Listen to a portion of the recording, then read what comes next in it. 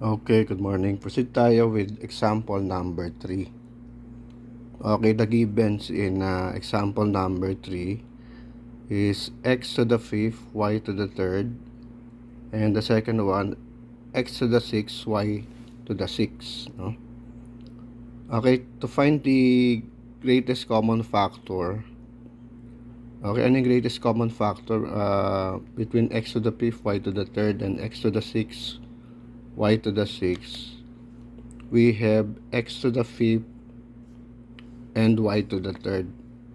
Okay, siya yung gagamitin nating common divisor. Okay?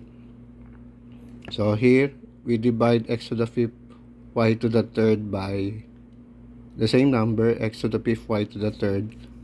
The same with the second set of monomials, no? X to the 6th, y to the 6th divided by 8, x to the 5th, y to the 3rd. Okay, what will we do, no? We will subtract the exponents.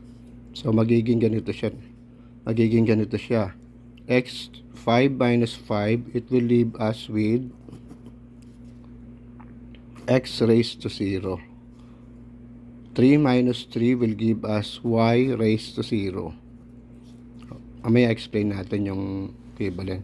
Dito ang matitira, 6 minus 5 will give us x raised to the first power. Dito naman, 6 minus 3 will leave us with y raised to the third power. Now, ano yung value ng number if it's raised to 0? Automatic, if any variable or number is raised to 0, the value of that is 1. So, ito, x raised to 0. What is the equivalent value? It will be 1. Dito naman, y raised to 0. Ganon din, the equivalent value will be 1.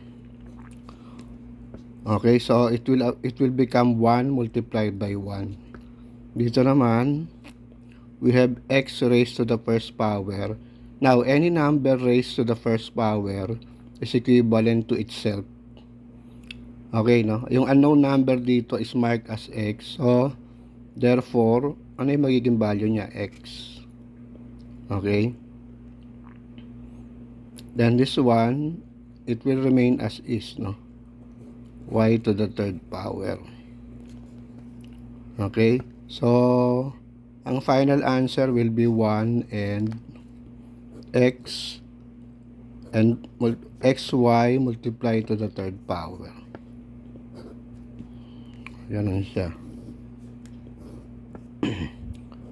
Okay, ano yung rule dito, no? When you are dividing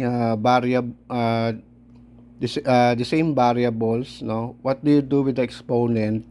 You simply subtract. Okay? Halimbawa dito, balikan natin to, no? X to the 5th divided by x to the 5th. What did we do? We simply subtract the exponents. And then we copy yung common variable niya. The same thing here, di ba? They have common variable x.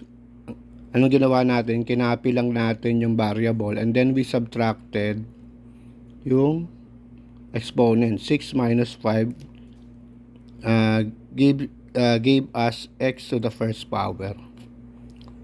Okay? Yung subtraction of exponent is only possible kapag magkapareho ng variable. Okay? Pagka hindi mo pwede i-subtract. For example, ang variable nung isa ay x to the 5th, yung isa naman ang variable ay y to the second power, you cannot proceed. Okay? You cannot proceed with division. Possible lang ang division, again, kung magkapareho ng exponent, pwede yon, no? Kahit pa magkaiba kung magkapareho ng variable, pwede yon, no? Kahit pa magkaiba yung kanyang exponent. Okay? So, in division of variable with exponents, what do we do? Subtraction. Kapag ka naman multiplication of the same variable with different exponents, what do? We add. Bigay tayong example, no? Let's say we are multiplying x squared by x to the third. Okay, anong gagawin lang natin? We just copy the variable and then add the exponent. 2 plus 3, magiging x to the fifth. Okay? Kung gusto naman nating i-divide yung x to the fifth by x to the 3, we simply subtract. Okay, 5 minus 3 will leave us with x squared. Okay? So, ganun lang kadali. Just remember the rule, no?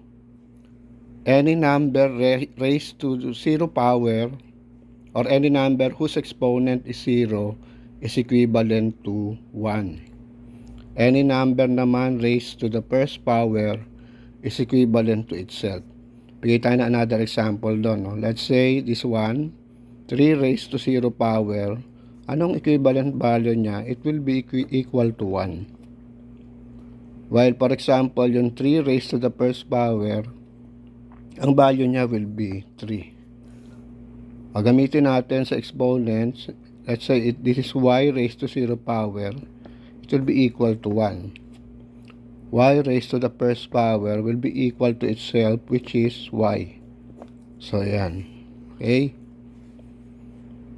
Ganun lang kadali.